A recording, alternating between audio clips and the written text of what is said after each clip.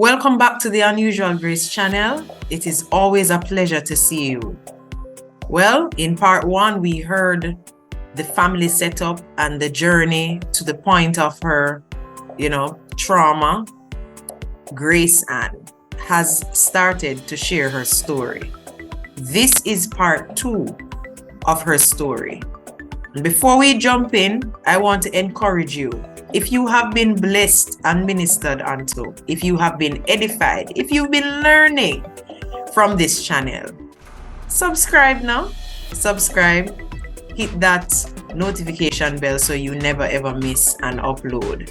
And of course, leave a comment if you are so inclined, but share these series with your friends and your family. Someone's victory, someone's deliverance is depending on you. Here's part two of Grace Ann's journey. Stay tuned.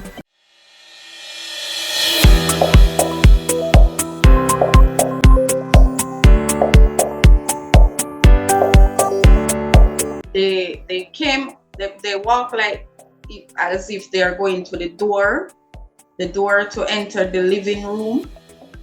At that time, I thought they were going out. So what they did is one of them held onto my hands, and then the other one held onto my feet, and they lift me up and bring me into a room while I was there crying and kicking. And they bring me into the room, and one of them hold both of my hands over my head, behind my head, and the other one pulled my pants off while I was there, and one of them were there putting on condom, and the other one there putting his hand over my mouth, telling me to be quiet and stop my noise. And after that, all I can remember what happened there from is when the one that put on the condom, he came onto me and he inserted his penis into my vagina. I was there crying. I cried till I literally blacked out. I didn't know what take place after that. I blacked out. And I woke up, find myself lying on the bed with blood running down my legs.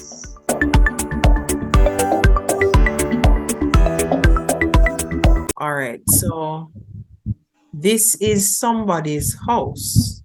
Yes, this is somebody's. And this was about 4 in the afternoon. When you got up, what time was it? It was almost dark. After dark, and nobody who lives at the house came home as yet? Nobody came home. And where's your cousin? Where is your cousin's boyfriend? Where are the occupants of this house? Nobody at all? Nobody at all. I didn't see my cousin. I didn't hear her. I didn't see the guy that lives there. I didn't see nobody at all. So what did you do after waking up and seeing, your condition? What did you do? I put on my clothes, and honestly, I run. I run from Brand to Clothing, which is my community. It's a little distant, and trust me, I run. I run all the way. Did you have blood showing on your clothes at all? Yes, the blood was because so much blood, it was on my pants. My pants was up. Right. Okay, so you run to your community, and where did you go? I didn't go home because of the fear that I have to go home, because I didn't want to go home, because I know my aunt, I know how she is. I run straight to my stepfather's house. Okay. So this is after dark, and you run to your stepfather's house, and then what happened there? He saw you looking bloody? He didn't take that notice. He didn't take much notice, and I tried to hide it. as much as possible. I didn't tell him what happened or How anything. were you able to hide it? At the time, he was on the veranda Mm-hmm. and I at the back door. I called him. I realized he was on the veranda and I asked him if the back door is open. He said, yes. Who is that? Grace? And I said, yes, it's Grace. The back door open and he said, yes. So I went inside the house, Okay. changed my clothes. Oh, you had clothes there. Yes. Okay. So so you change your clothes and then what next? What did you do now? After I changed my clothes, I went straight in the bed and I covered my head with the sheet and lie there and started to cry. Start crying. At the time, he still didn't notice what was going on. I didn't say a word to him or anything. So what were you thinking? Do you remember what was in your mind Yes. in that time? What were your thoughts? My thought was, God, I'm going to kill myself. I'm tired of this.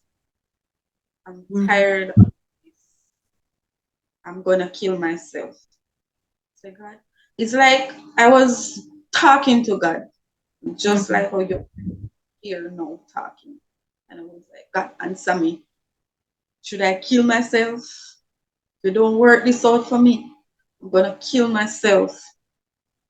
I don't want to go home. My auntie is so wicked. My auntie is this. I don't know who to talk to. God, why did you give me a mom with Alzheimer's?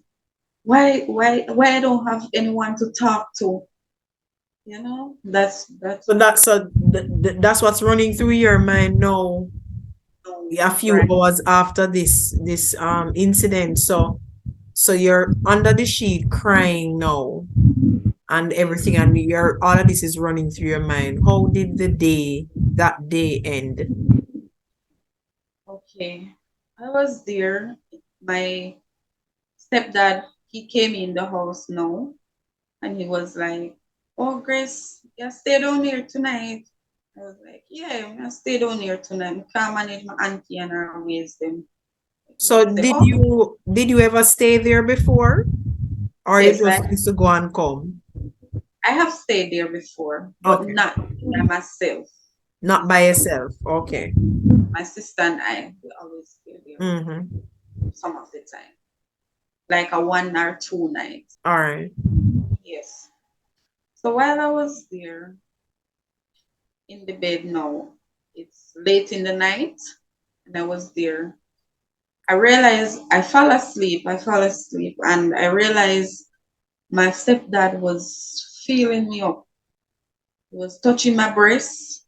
He was touching my private area. And I was like, God, not again. And I pushed him and I returned to him and I said to him, I look up to you as my dad, and this is what you're doing to me. So this is the first time that he was doing this? Yes, it was the first time. Mm-mm. He Okay. was, why are you doing this? Why are you doing this? I look up to you. And he was like, shh, don't say nothing to nobody. Just take time with the knives. And I said, no, you can't do me this. Say that again. You're kind of going in and out. He said, "Don't say nothing to nobody," and what? Don't say anything to anybody. He was like, shh, he was shooing me and telling me to be quiet. Don't say anything to anybody Mm-hmm. and just relax. So I was like, I looked up to you like a father, and this is what you're doing to me. And he after I said that to him, he backed away. He backed away. And for as long as the night is, I did not sleep. I sit in the bed talking to God, wondering what my next move going to be. And I remember the last thing that came to my mind was asking for money to go to Alligator Farm in the morning. That was the last thing that came to my mind that night. And I said to him, you have any money? He said, what do I need money for? I said, I'm going to get up and to get some fish, man. I buy some fish so we can cook and eat. And he said, okay. He gave me $1,000. After he gave me the $1,000, I take it in the morning, as early as the morning. Yes, I woke up. I didn't even wash my face, to be honest. I said to him, okay, I'm going now, knowing that I have an aim, that I won't be coming back. That was my aim. Mm-hmm. So I went and I did go to Alexapan for sure. I remember I have this friend, she's a big woman friend by the name of I remembered her. I know her house. I went to her house. While I was there sitting down at her house, and it came to my thought to tell her. I was like, should I tell her or shouldn't I? Should I tell her? And So then you I are just no, so Miss lives in Alligator Pond. get up and So you are now at you left early in the morning and you went to her house. go to So her when house. you turned up to his house, what did she say to you? Wasn't she wondering what you're doing here so early in the morning? Yes, she was. She was wondering. I told her that I came to buy fish. And then she returned to me and said, can't get no fish today because no boat, because of pure breeze. I said, okay, I'm going to I'm going to stay spend the day with you. And she said, all right, you can stay with me, man. We cook and we eat. And I said, okay, yeah, man, no problem. And I stayed there with her. She cooked and I eat. In the evening, now she said to me, Shamila may have clothes in there. You want bed? I said, yeah, man. And she went in Shamila's jar and she take out a suit of clothes. I bathed and put on the clothes and she said to me, I'm going up now to Miss. Must I wonder which part of the day? I must say, oh, yeah, man, I'm going now. On my way, I have no intention of going back home. While I was there walking, my mind was completely lost. At one point, I said to myself, I'm going to walk out in the road and just let the car, truck, or whatever just let me kill me. I'm just going to walk out in the road. And So before you get there, did you at any point think about going to the police to report what had happened? it came to my thoughts to do it. But when I remember what they said, if I said anything to anybody, that they're going to kill my mom. And knowing at the time the type of guys that they were, I didn't want to say anything because I didn't want them to hurt my mom. So right now your only plan is that you will not go back home. So you are on the run. I am on the run. And now you have left Miss. This is Yes. in the night again. No, in the evening. And okay, and you're thinking that you might just walk out into a vehicle because you want to die. Yes. Okay, and then what next? While I was there walking now, and at one point I zoned out. To be honest, I zoned out and I was literally in the middle of the road. Um, I could remember hearing this car behind me blowing the horn, beep, beep, beep. It takes a long while for me to realize that the car was behind me, blowing for me to come out the road. So when I realized that no, that I was in the middle of the road, I stepped from the middle of the road into the bank and I was there walking, and something came to my mind. why do you want to kill yourself? And I could remember, I literally hear my Sunday school teacher voice in my head. I remember one day while I was in Sunday school class, my Sunday school teacher said, if we take our own life, we have no lot and part with God. And I was like, God, why am I going to kill myself? And I want to see your face. You know, I'm not going to kill myself, you know, God. I'm not going to kill myself. And then right there, I start praying and asking God to forgive me. Forgive me for those thoughts that came into my head. I said, God, forgive me. Forgive me. I want to see your face. So I'm going to run away. I am going to run So away. where did you have a plan to go somewhere specific, or you were just roaming and hoping for the best? I was just roaming and hoping for the best. So at any point was there some information sent out? Did your family consider you missing after a while? Were they looking for you?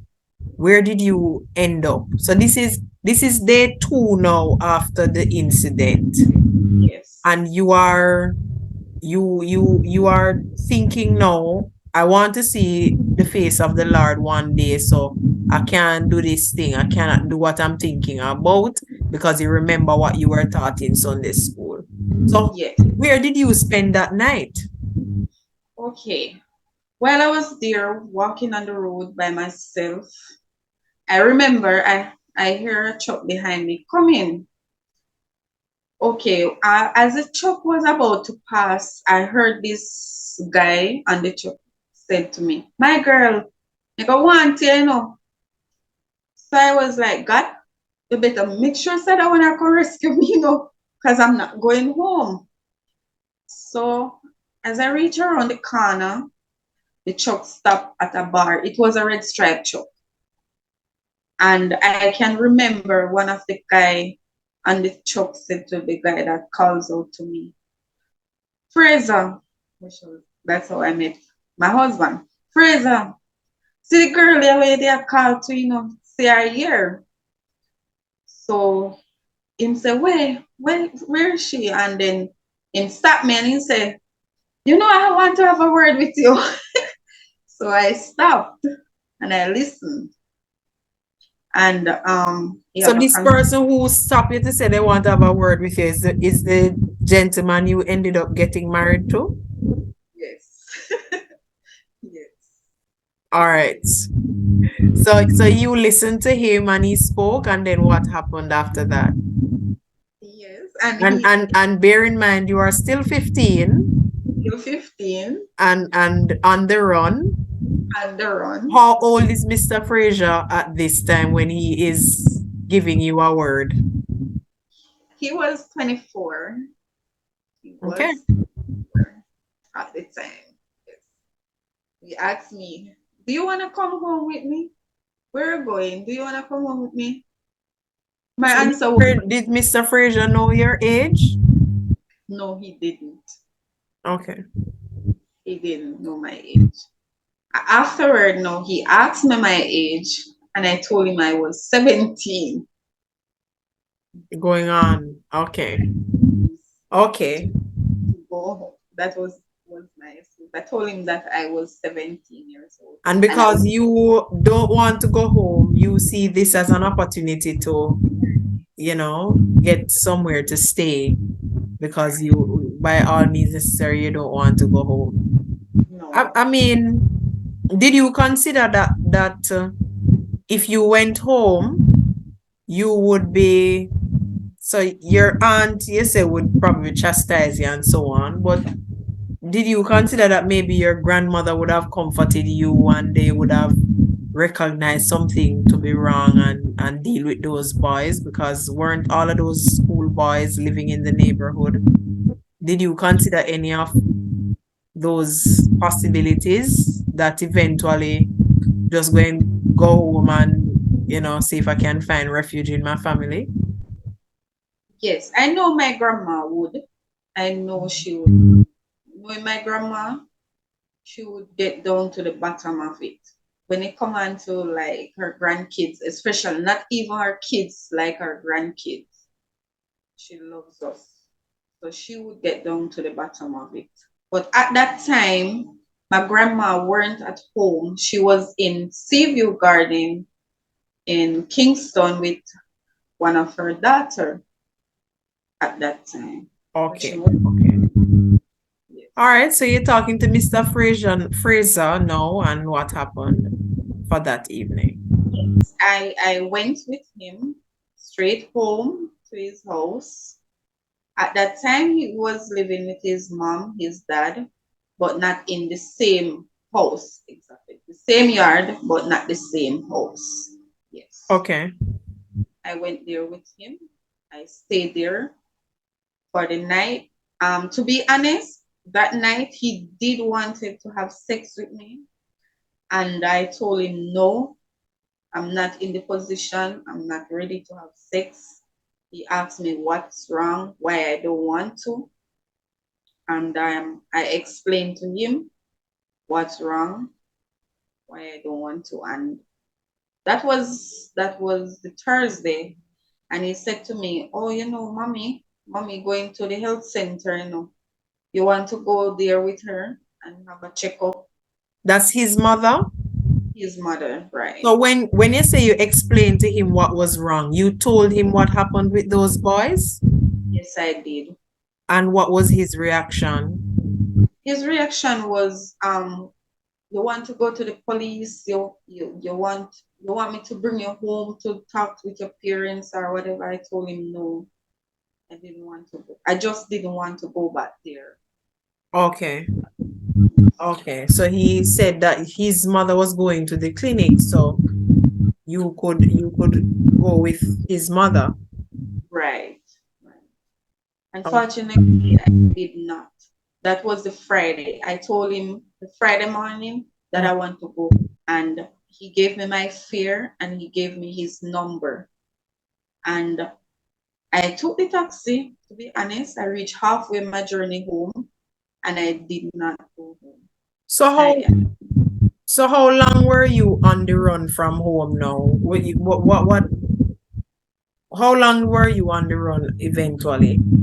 It took me 2 years to So go. in that 2 years, where did you stay the longest? I went back I went back to Mr. Fraser's house there Saturday. I went back there this Saturday and I Okay. stayed there. And Yes. how long did you live there? With him, I lived there with him for around 10 years, 11 years. For a year? No, I lived with him for right there for around 10 years. Oh, okay, okay, okay, okay. So, oh, all right. So what about school? What happened with school? You were in grade 9 at the time. Did you go back to school after the summer? No, I didn't. I did not go to school. I explained to him that I'm still in school. I explained to him, I said to him, can you please help me to attend a high school here in St. Elizabeth? I can go for recommendation at my school. That's what I told him. I said to him, at one point, I said to him, I'm not a bad child. I have a good recommendation at my school. I can go there for recommendation so I can get the transfer to another school. And his answer to me was, he's not schooling any woman. So that's a He's no not no. what? He's not going to school any woman. He's Okay. not going to no woman to school. So that right there, that was a no-no for me. So let me understand something. You were on the run for 2 years, you said, which Yes, means that you went back home after 2 years. went back home after 2 years. So how does that fit into the fact that you stayed there with Mr. Fraser for 10 years? When I went home back to my grandma's house, Mm-hmm. I went there with Mr. Fraser. He was the one that accompanied me there. And I explained everything to my grandma, not what happened. why I have to run away from home. But I explained to her that where I'm at, I'm okay. She don't need to worry herself.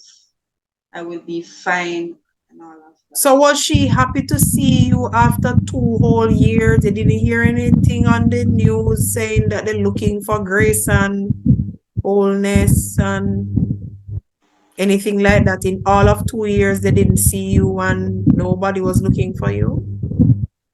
No, they didn't see me. But what I heard that they take my picture to the police, Crossgates police station, and they reported that I was missing. Okay. Yes. But I didn't hear anybody say, you know, I saw you on TV or anything like that. Okay. So when he took you there now and she saw you, what was her response? What was her reaction? She was happy to see me. She Oh, asked me questions, questions that I couldn't answer at the moment. She, but most of all, she was very happy to see me. that's good. Yes. So you went there, Mr. Fridge, and then he took you back home with him? Yes, he took me back home. Okay. And your grandmother was okay with this? Because by this, you are actually 17 now, but Mr. Fraser would probably think you're 19. Then Yes. eventually, when did you come clean with your age? After a while, after a couple of years, So when did you get married now? At what age? when I was actually 19 years old. When I was So 19. you got married 4 years later, It's all right. and he would have been 28. Yes, he was that age at that time. All right. So how was this marriage now? When you got married, you were still living in the same home, or did you move somewhere else? No, we were still living there, same home. All right. So you got married.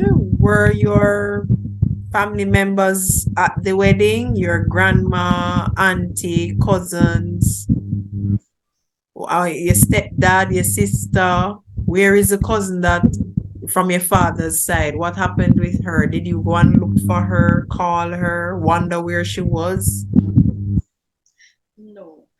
It was just at the time, it was just my cousins and my grandma and also another auntie that I love so much. It was just them that I invite to the wedding. And And my at sister this was and at this point, they still don't know what happened with those boys. no, at this point they Did still they don't. did you ever see those boys again? Yes, I have. I have. So what was did you talk to them? Did you look at them? Did they say anything?